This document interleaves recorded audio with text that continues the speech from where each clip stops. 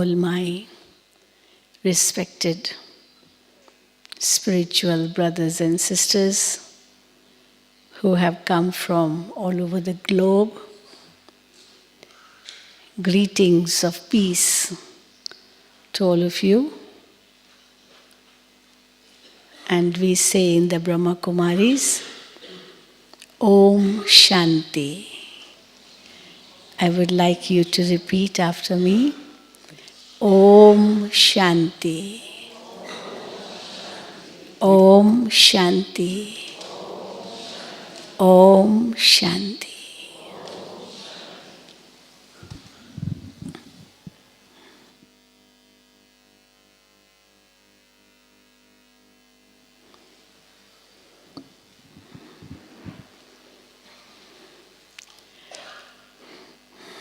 Om Shanti means I am a being of peace.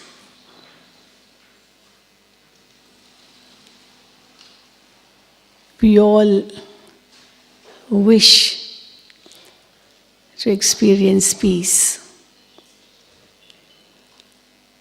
However wealthy one may be, however many comforts one may have, he may have all the luxuries of the world, but still, if you ask him, what else do you want?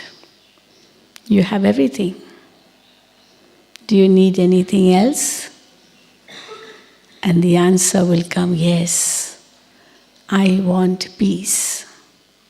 That will be the answer. And we are seeing today that peace has become the rarest thing of all. We may get everything else, but peace has become very rare. Actually, peace should be the easiest thing to experience. But today it has become so rare.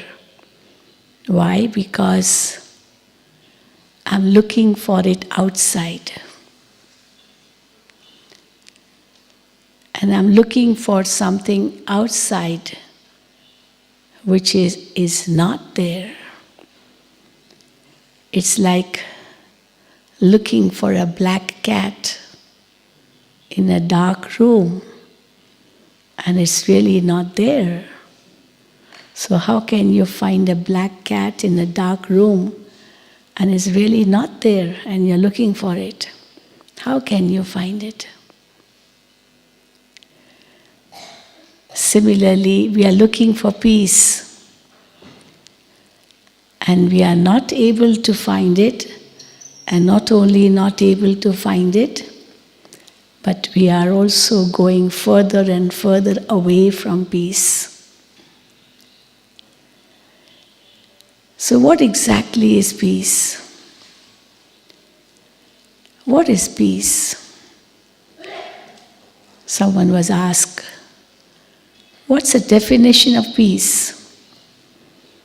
And he said, no war is peace. If there's no war, then there is peace.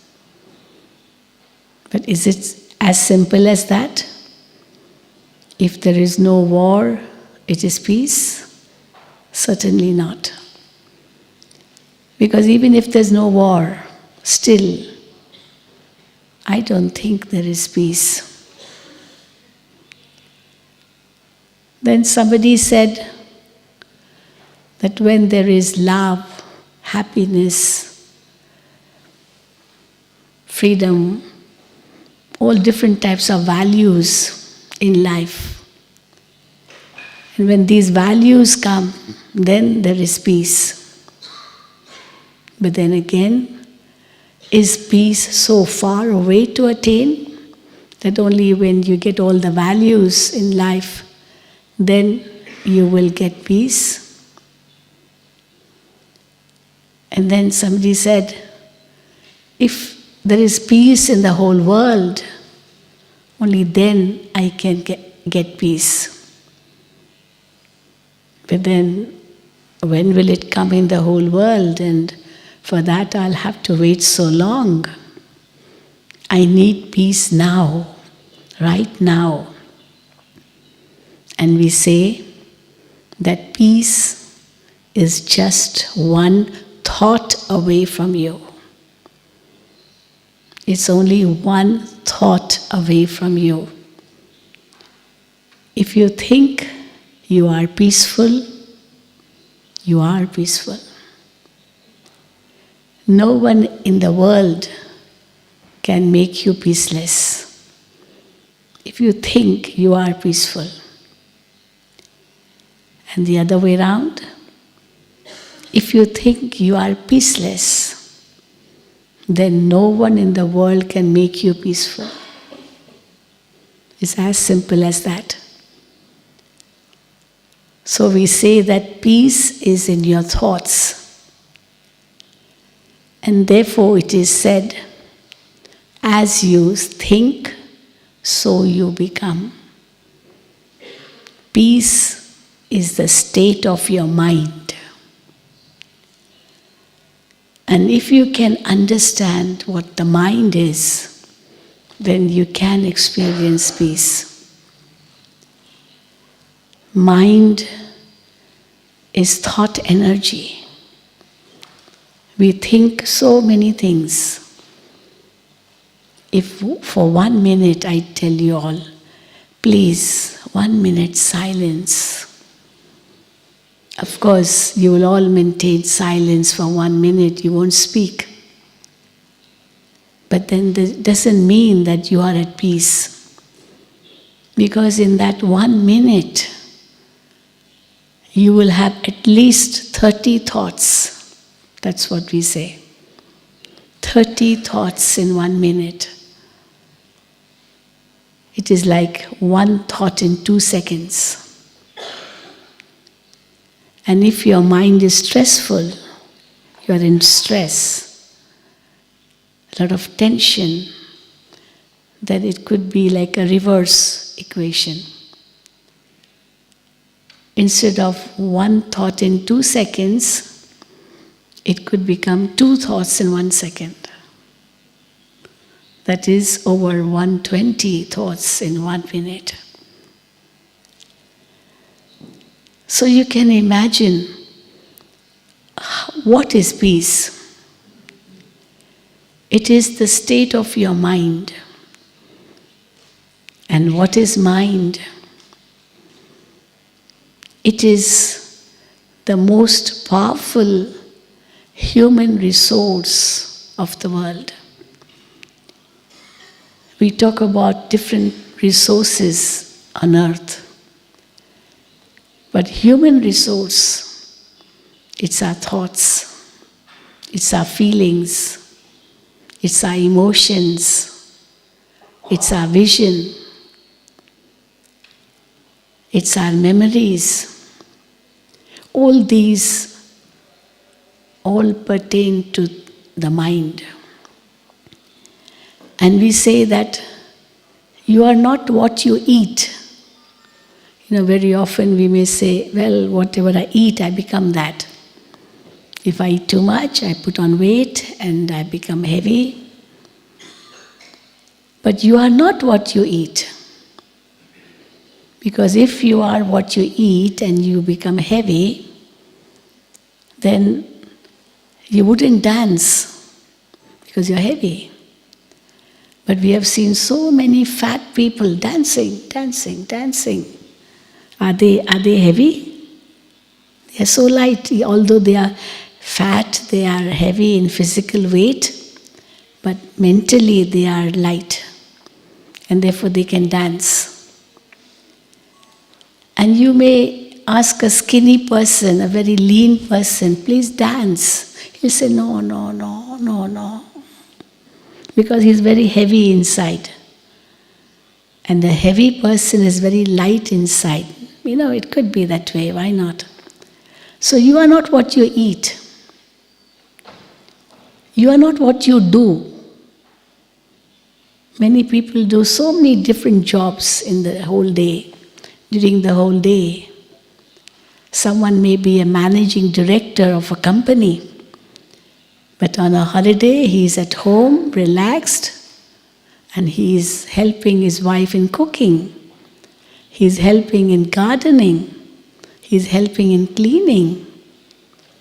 So what is a managing director doing that? I mean, cleaning and washing and sweeping also if the servant hasn't come. That means you're not what you do. You can do so many jobs. You're not what you wear. You're not that. Even a thief can, you can wear very lovely, very good clothes. And therefore there's a very beautiful saying, God made man, and God made man, and a tailor made a gentleman. A tailor made a gentleman. But ask yourself, oh gentleman, how gentle are you? How gentle are you? So somebody may look like a gentleman, very up to date. But is he really gentle? So again, it's your behavior, your attitude, your feelings, your thoughts, and that's what you are.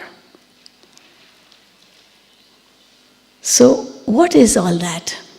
Because what we talk about, what we eat, or what we wear, or what we do, is all the hard part. The hard part. But what about the soft part? In a computer, we have the hard part. The RAM and the motherboard, so many things. There's all the hard part, the hardware. But there may be a supercomputer with all the beautiful hardware, very powerful. But if there's no software, what use is that computer of? Therefore, software plays a very important role, and that's why we have the IT. IT is growing now, information technology, because it's all to do with software engineers. They are needed very much. So similarly, in this body, there is the hardware, what we talk as physiology of the body, the different organs of the body. But then there is a software, and that software is your mind, your thoughts, your intellect, your understanding, your memories, the personality traits of your actions. All that is the software. And we say that that software is really you. And you are not the hardware, you are not this body, but you are a spiritual entity in this physical body. That's why when we say human being, there are two words, human and being. The word human comes from the word humus. Humus means mud, earth. And being is the spiritual part. So you are actually a spiritual part in a physical part. This physical body is made up of 5 elements, we say. Earth, water, fire, air, ether. All these are called the 5 elements. This whole cosmos, this physical world, is made up from these 5 elements. But that's the physical part. And physical part, we say that is the innate existence. But That is what we call as the non-living existence. Non-living cannot give birth to living. It is a living which has to give birth to living. So who am I? I am a living being. From where have I come? Is this world my home? Or have I come from or have I come from another world? We often say, as Shakespeare very rightly said, this world is a stage and we are all actors playing our respective roles. So this world is a stage and we are all actors. But an actor comes from his own home. The stage is not his home. And he has to play a particular role. And actors play many roles. Many roles. From morning till night, an actor can play many roles. And for that he has to change his costumes. So we say, this physical body is like a costume. But I, the soul, the spirit, the spiritual being, the actor, is playing my role on this world drama stage, having put on this body which is like a costume. And therefore when we say Om Shanti, which means I am a being of peace. Who is the being of peace? This physical body is not the being of peace. This physical body needs action all the time, all 24 hours. The body is in action. Your heart beat is always there. Your stomach is also working. Your blood is being circulated all the time. Even in sleep, this physical body is working. It should not stop even for a moment. Not even for a moment. If it stops for a moment, it is danger, we say. But then still we say, I want peace. Who wants peace? The physical body does not want peace. You know, when a person dies, what do we say? He has been, after his body is then buried, we say his body is laid to rest. His body is laid to rest. But then we pray to God for the peace of the soul. Why do we pray to God for the peace of the soul? The body is already in peace. It is laid to rest. But still we pray to God for the peace of the soul. So just laying to rest is not peace. That's for the body. The body is in peace. But if we talk about peace, it's really peace of the mind or peace of the soul. So how can we experience that peace? Some people say that, I don't think I will get peace in life. I will get peace only after I die. You know, some people say that. And then they say, oh God, please call me back. I don't want to live in this world. I want peace.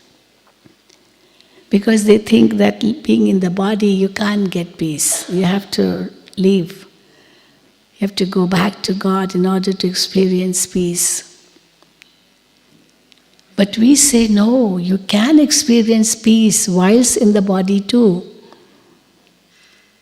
Because peace is not just absence of sound, or absence of war, or absence of something. Peace is an energy. Just like we talk about light. Light is an energy. Light is not described as absence of darkness. You know? Light is not described as absence of darkness. Yes, darkness you can describe as absence of light. Because darkness doesn't really exist. It doesn't have a source. But light has a source. And therefore, darkness can be described as absence of light, but light cannot be described as absence of darkness. Just like heat. Heat is an energy. Cold is not an energy. And therefore you can describe cold as absence of heat. But you can't describe heat as absence of cold, you know. Energy is something which is very positive. And the negative side is when that energy isn't there. And therefore when we say peace, it's not a negative statement like a not negative definition, absence of or no sound is peace, no war is peace. We say no. Just as war starts in the mind of man before it comes on the battlefield, no war on the battlefield has started just like that. First it must have come in the mind. So just as war starts in the mind of man, so too peace starts in the mind of man. It starts in the mind. It starts with a thought. I am peace. And therefore, Om Shanti, the word Om, is supposed to be the first word uttered. Om. And that word, it is actually a word of 3 alphabets. That's A, U and M. 3 alphabets, A, U, M. And A, U, M literally means that is me. That is me. And what is that which is me? Shanti. Shanti means peace. La paz. So I am peace. Which means that I am that spiritual being, an embodiment of peace in this physical body. Now when I understand myself as a spiritual being, a spirit, a soul, a spiritual light, an entity which is never created and it never gets destroyed. I am eternal, immortal, imperishable. I was never born and I will never die. This body is born, the body dies, the body grows, the body can get burnt because of the different forms of matter. If I put my finger in the fire, definitely it will burn. If I put my finger in water, definitely it will become wet. If I take a knife and cut, definitely it will be cut. But for the soul, it is said, it can neither be cut, nor can it become wet, nor can it dry, nor can it burn. It is eternal, immortal, imperishable. And we add more, eternal, immortal, imperishable, indivisible, and invisible. These are 5 terms which we give to the soul. That means it has come down since eternity. It's not that somebody created the soul. Some people say that God created the soul. Well, if God created the soul, then who created God? Some people question that also. Who created God? If somebody created God, then who created that one who created God? And spirituality tells us that three things are eternal. They were never created. And they will never be destroyed. Science believes only in one of the entities, matter. Science will say matter can neither be created nor destroyed. It can only change its form from one to the other, but total sum remains the same. So when we understand this definition of matter, but then the other definition of matter would be it is always changing. Matter is never constant. It is always changing, though it is eternal, but it is not constant. Even this wall, I may see it as a wall, but inside the molecules, the atoms, the electrons, the protons is always in movement. And something which is in movement, will always change. See, the child is born till death. How the body is changing. They say every 10 years, all the cells of the body change. And therefore we can say childhood, youth, adolescence, middle age, old age, the body goes through that. But I am the same. An actor can play many roles, but his identity does not change. So we play many roles, but our identity is always the same. And what is that identity? Supposing I ask you, who are you? You may tell your profession, or you may tell your nationality, you may tell your religion, you may tell your language, whatever. But is that going to be constant? Today you may have one nationality, tomorrow you may take up another nationality. Today you may have one occupation, tomorrow you may leave that occupation and take up another occupation. And even in one occupation, one day you will retire, and you'll have to put in bracket, High Court judge, Supreme Court judge, but retired. So everything is changing, but the identity is the same. So who is that me, I? Who am I? Actually, we have two types of complexities.